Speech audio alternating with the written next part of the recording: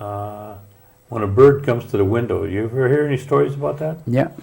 Okay, can you tell me about that? Yeah. Okay, well, I saw think that. about that. I saw that right in my own home.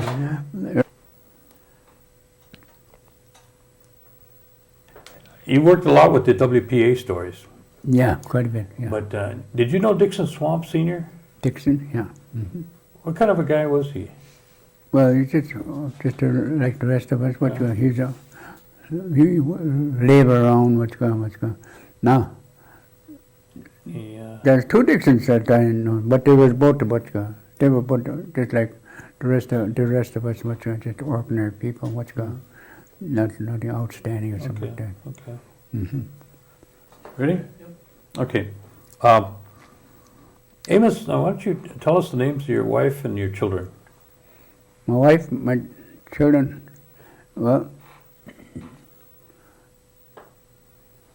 and during her maiden name too. During the 30s, when hard luck, job to job, looking for a job, I finally got a job, then that's when I didn't get on it, that WPA stories. I didn't get on it. And the reason why, that's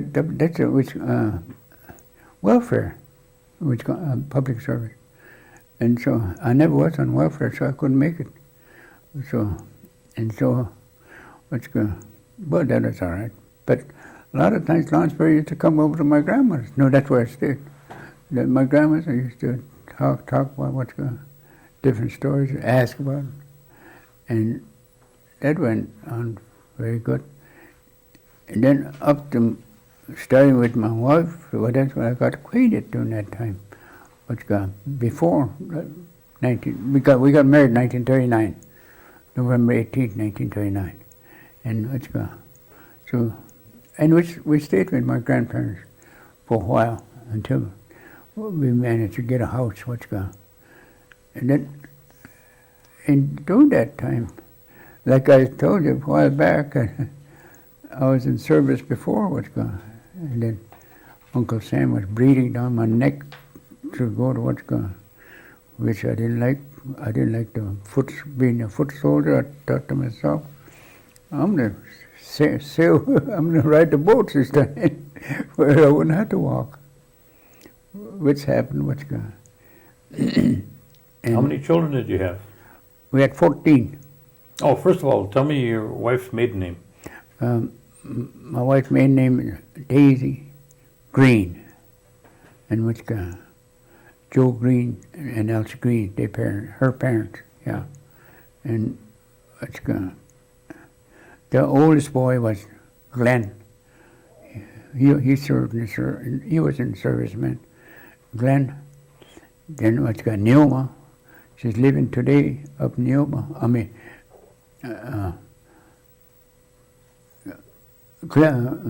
Sims Point. And then Johnny, well, he died. He also got killed. He was in service also.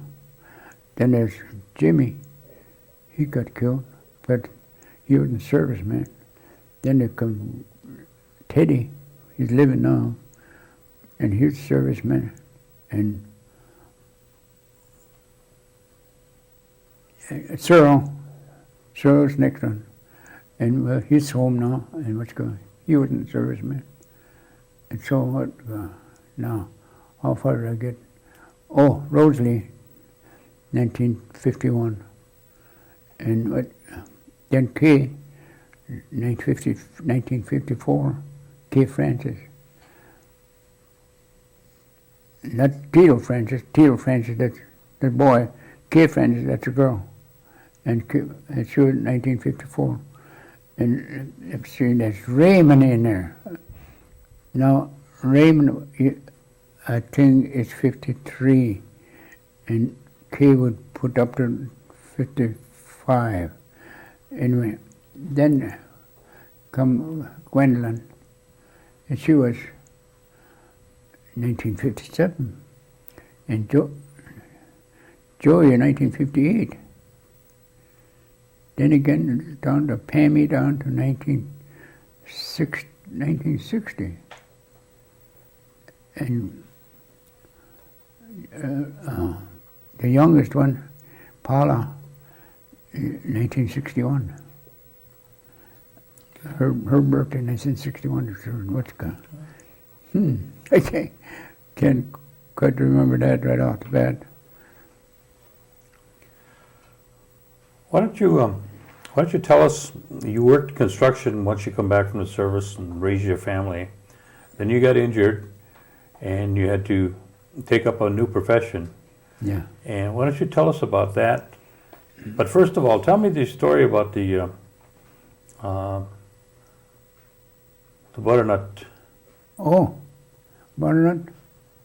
Well, well, he died not too long ago. Edwin Barrett, he was one of the hunters, in that neighborhood that what's gone.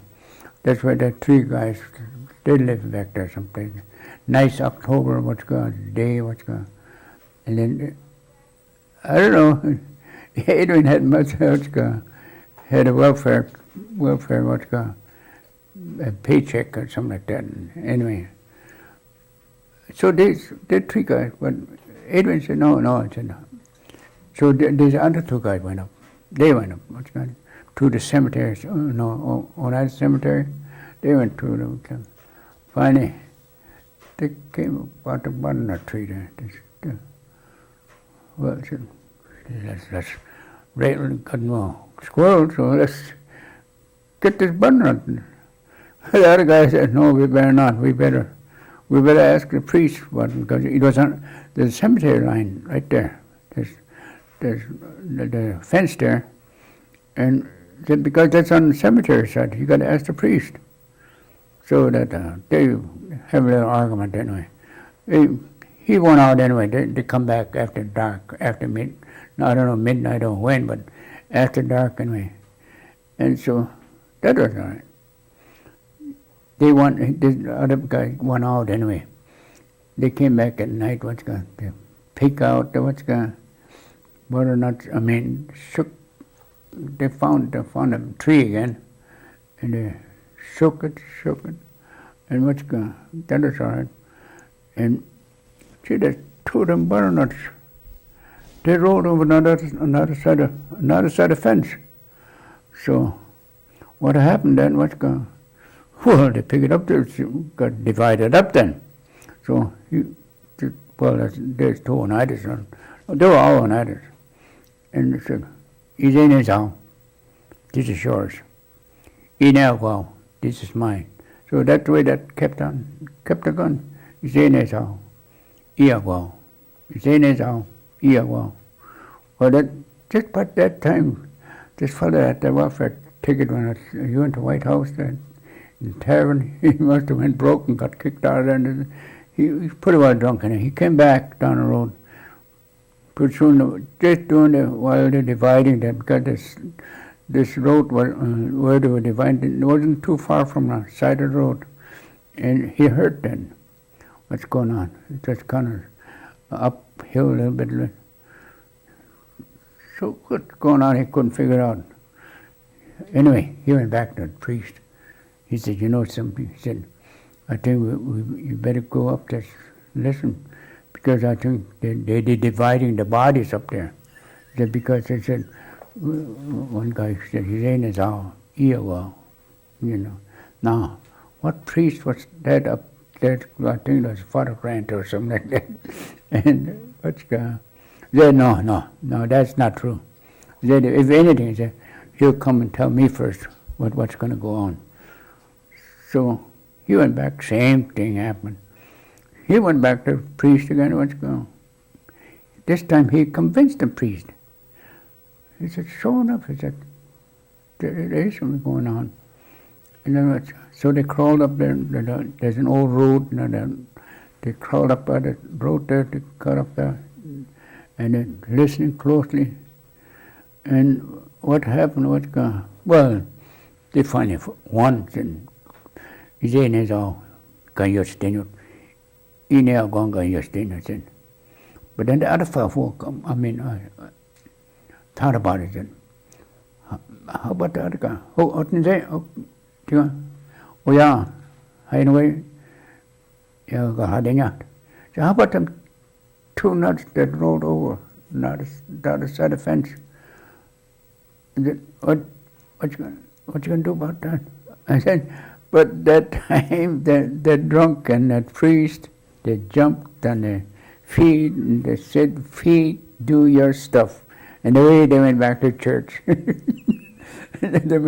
That drunk must have got sobered up with all the. I know he must have went broke in tavern all afternoon. Too much OGG, huh? Too much OGG, yeah. Mm-hmm. You got any more? No, it's No, that's it? yeah. Yeah. Now, tell us about the when you started working in teaching.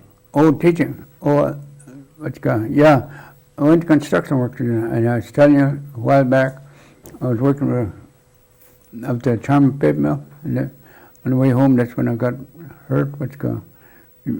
Because I had to go to Mary Jane's house first, because the word was there to go fix her. It was swollen. Anyway, what's going? I went back there. What's good?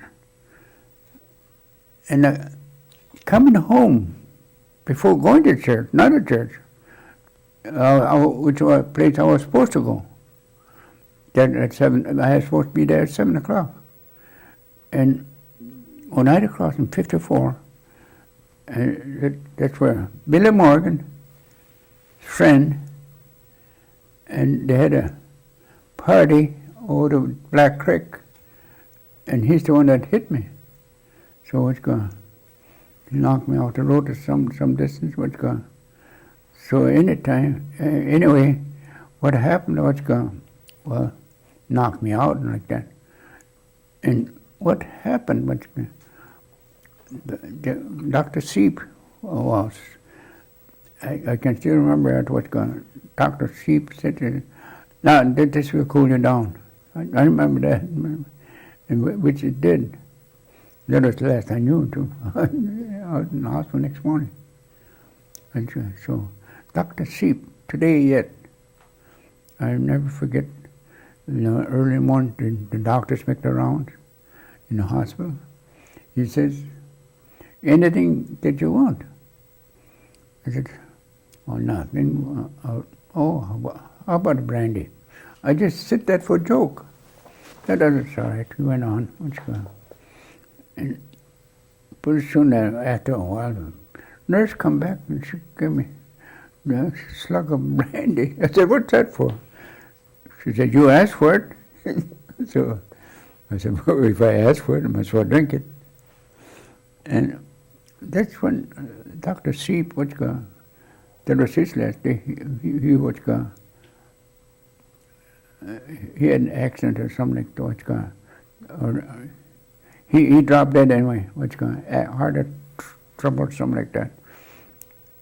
And that's when this lake went. What's going? And they cut portion of. No, my mistake. Listen. Because it was broken 3 places, broken here, broken here, broken here. Then they mend that all up, and so that's how come I got out of there. Well, then you went And back then I to laid college? around for 2-3 years after I got back on my feet, and Persic and some Oneidas from Southwall came over there. He said, "Can you talk Oneida?" I said, "I guess so." So I said, "Let me hear you talk Oneida language, your language to this." That's when he told me, he said, "These are Oneidas from Southwall." So I talked to him, what's going on right away. So that was all that they were happy. Today, yet, I don't know who them people were. What's going on. Then something came out about that time, just that time, about shortly after, I was back on my feet, just wobbling along. They wanted maintenance on down on one, site one. So I went and applied for that. What's called Chester Smith, and they had something to do with that. So he said, I'll send you to Percy. So what the Percy does, what's called Chicago Corners. So I went over there. So he said, John Scandal, whatever happened to John Scandal? He's a personnel man. And what's called, and so he sent me there. Percy did. And this was, all this while, it must have been always just hired, but he had to go through a regular channel to get the job. So what's called, John Scandal sent me to Bill Gonick. And Bill Gonick said, okay, I think I can use you. I said, when do I start? He said, now. This was about 11 o'clock in the morning. So that's how come I got that job. And you originally had, in the meantime, working with Sarah Scandor and different ones, getting that program started, and I stayed with it, not only me, but different ones, And you created them people to go to, to get UWGB to go to school, to get the training, and that's how I got in. But then I didn't go. I started up to I got 92 credits, and then because them other students were working hard. I was down here in my office translating all them stories. I didn't pay any attention to if I could translate stories. No, why do I have to go to school? Well, then later on, after that all happened, in the meantime, summertime, that they send you someplace, go to school someplace, In this time, they sent me to on this side of Toronto, what's it called, on this side of Toronto, to go to school there, and I met Mary Mitchell there, and Mary Williams, Mary Mitchell and Mary Williams, they were both coordinators, and what happened then, Mary Mitchell was talking about all that. There's nothing had started at Lakehead University yet up to Thunder Bay, and nothing, but they were working on it. So, but then there's another accident come on, 1979. Well, then I just had coming out of that, just got back on my feet, working. So again,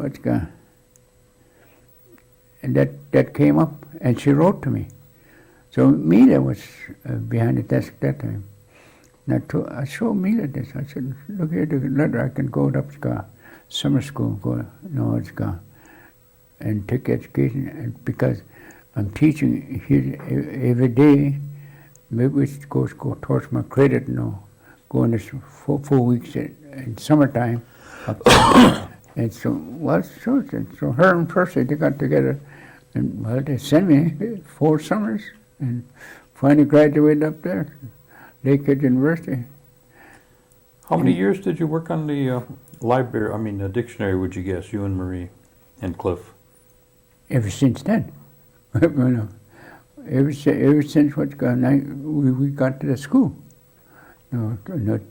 Translating them words, that's where originally the dictionary came from. We worked on them, we saved them. Well, Cliff, he worked with us all the way through. Today, yet I'm working with Cliff, but I guess I'll be shut down for a while. But I was working with the university students. And I don't, there's a lot of words I'm still finding. Wouldn't be so long, there'll be another volume will come out. Originally, I told them, let's make this into 7 volumes. But Cliff and Maria they got better words, and we'll just take this and get started, which is all right. Well, since you've been working with it, you've you did a lot of translation of the WPA stories then. Every one of them. See, that's over 600 stories at WPA. What Lance Bear worked while he was here. He was here 2 years, 39 and 40. And what's got all. He took these stories from the Oneida language and Right. translated them into English. Right after they got started, they used to go out in the morning. Different ones go to family, and get stories. Then in the afternoon they get back to what's going, get back and put them stories together. And what's going. Do you remember any of the stories that you could share with us? Maybe, Yeah. uh, All them bear stories. There's 14 bear stories. Now all different. just tell us one bear story for now. Mhm. Can you remember a bear story? Yeah. Okay. What's going? Well, there's one bear story. What's going? Well, the animals, they're just like humans, you know. They're playing jokes on them all the time. What's going? Well, here's what happened. What's going? You know, as big as that bear was, as dumb as he was, but that fox is just little foxy, and little fella. But he got the best of him anyway. What happened then? What's going? This little fox, he met this bear, and what's going?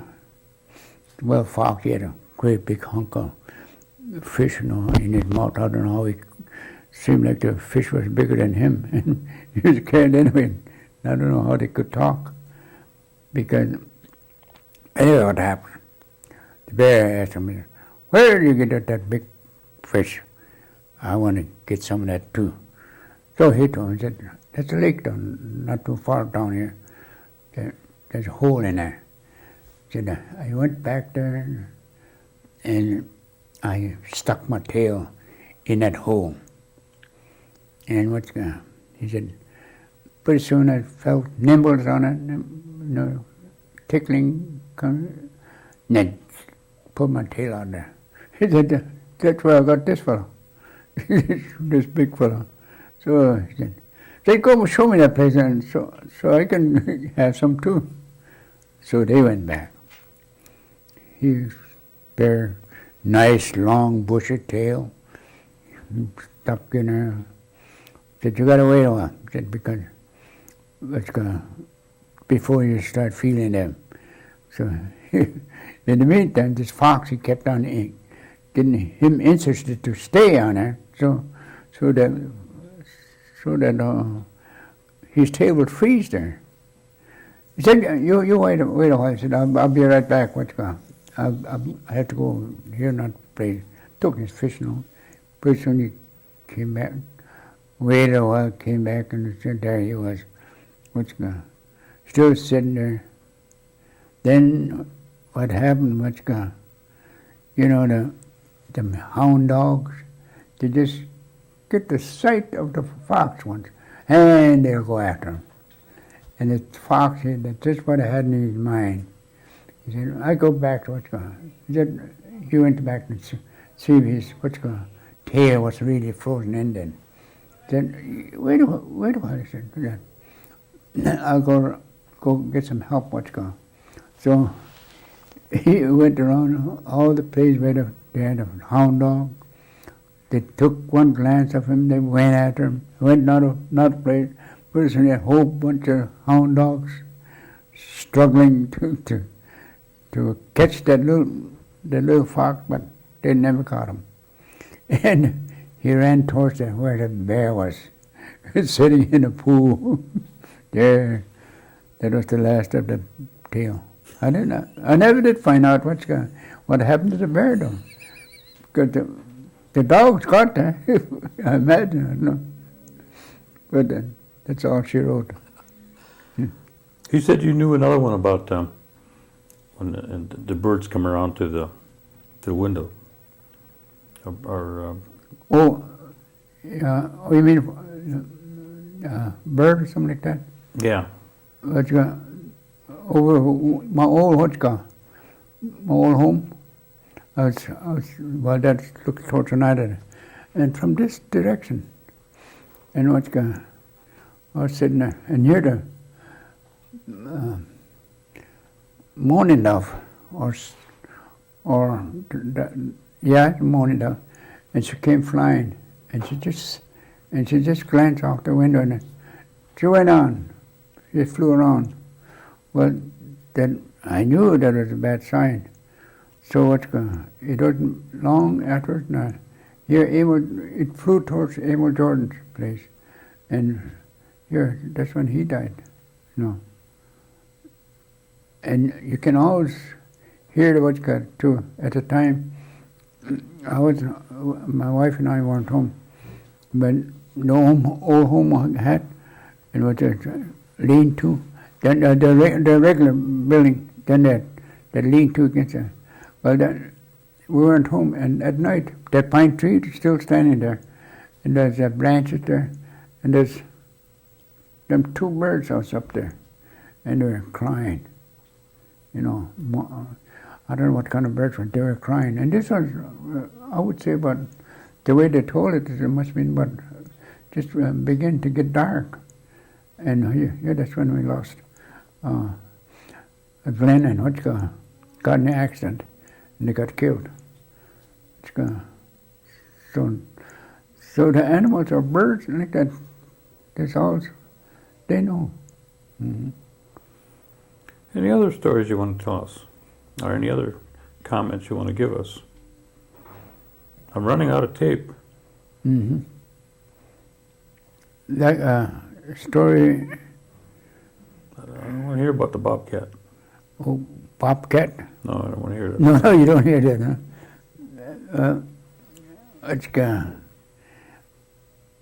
I don't right offhand. There's so many stories that I can't think of right now. And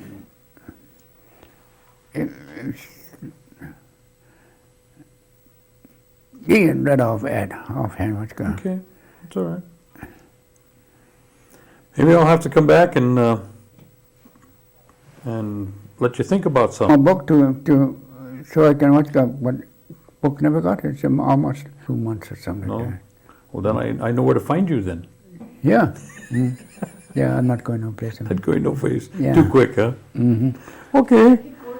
Yeah. Share with us, Amos, the Barb, you want to a whole lot of other people now. I think that's very good. I mean, everybody's working on to get our language back now. But that's the only place you can get your language back now. I know what's going on. But of course, I'm not satisfied the way they're getting the language back. Well, anybody can just read that, but to carry the conversation, that's different. And that's what we're working hard on.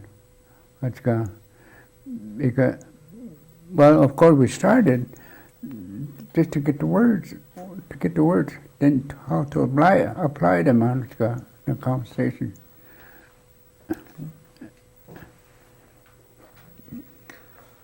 Well, I think what I'm going to do is